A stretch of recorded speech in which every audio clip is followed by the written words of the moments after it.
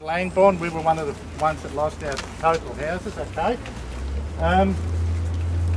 It's very, very lovely to see this group of people here. I didn't actually expect that many. We've got councillors, we've got other people, they'll be introduced to you. I wasn't actually going to speak first, so what I will do is introduce who's become a very good friend of ours, Mark over here. Mark was the organiser of this big, what can you call it? It was almost it almost turned out a carnival. It was supposed to be a sausage sizzle, and we all came down here expecting to help just turn a few sausages, and as it turned out, it was a carnival, and it was all due to this man. I'll let Mark have some saying. Okay, thanks guys. I'd just like to start by welcoming everybody. I'd like to welcome the local MPs, the Mayor, who have been able to come down today, which is great. I'd like to welcome those who suffered the terrible loss of their homes. I'd like to welcome their families and friends. Whilst the public in general may have forgotten about the Langbourne Drive and Narre North fires, today in the Herald Sun there was no mention of this at all. We, the local community, have not, cannot and will not forget what they went through.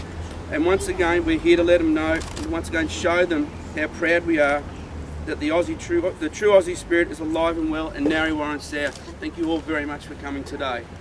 We'd like to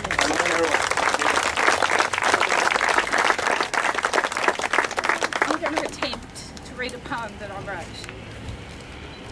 touching on 12 months ago. After that, I think it's time, in our own way, we move on, look to the future and the positiveness that we have surrounded by us. Black Saturday, February the 7th, 2009. Black Saturday, now it's known to be, as the wildfires roared down upon us so free. The thick black smoke around us everywhere. Flames, hoses, buckets, people rushing here and there. Then the sirens finally came. Firemen yelling and running, but it was all in vain. From smoke to ashes was all that was seen. Blackness, soot, and that terrible smell showed us where the fires had been.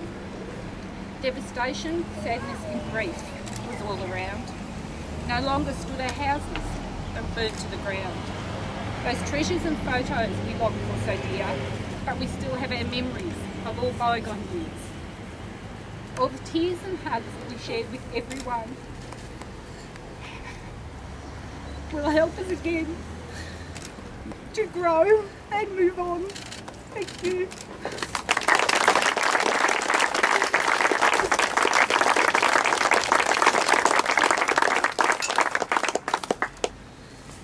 Now to bring it to more positive, I'd like Judith Brayley she took this to Parliament for us, and again at my computer we were resorted to tears through reading what she'd read out as the condolences in Parliament, and she had the most beautiful poem.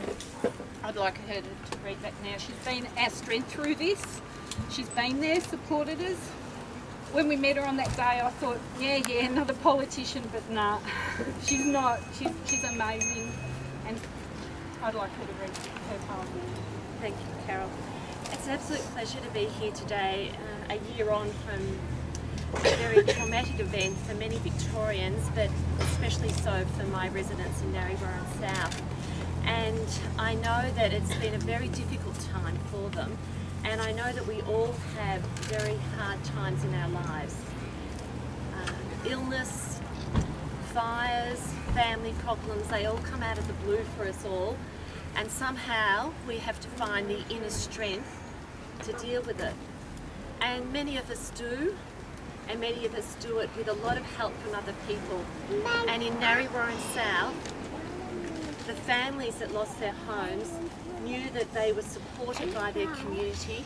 They knew that they could call on their neighbours, they could call on their friends, and that they could call on people in authority to help them as well. But we could not have been such a support to them without everybody digging into their pockets as they so generously did that day. Mark, I think, raised over $50,000, which is just a remarkable effort in such a short period of time. And I know that has helped Carol and all the other families able to build a new life. So this is a prayer that I read out in the Parliament when I was talking about the families of Narre South that had lost their families. It's a prayer that I often read before I go to bed after a hard day.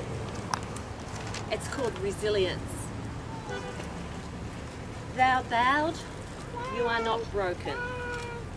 Though stretched, you're strong, my friend. You are resilient like a willow. You'll find your spring again. Though your branches now weigh heavy, your roots go deep and true. This is just a change of season. God has better plans for you. And I truly believe God has better plans for all of us.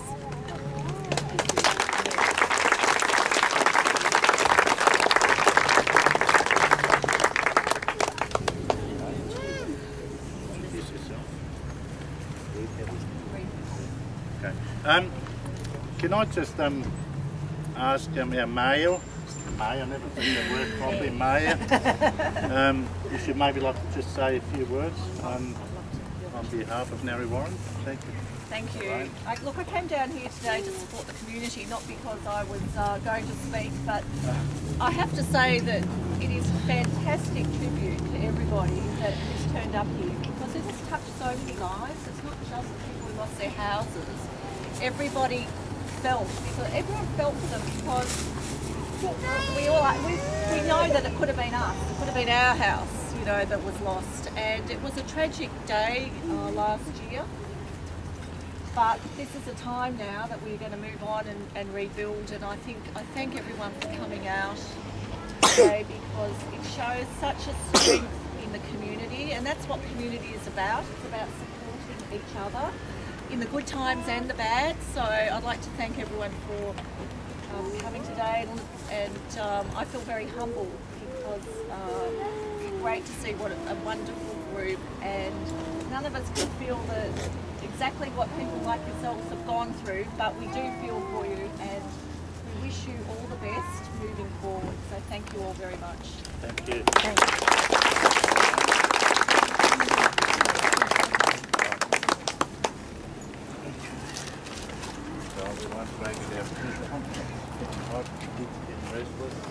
I've just made a couple of little points here, so remember.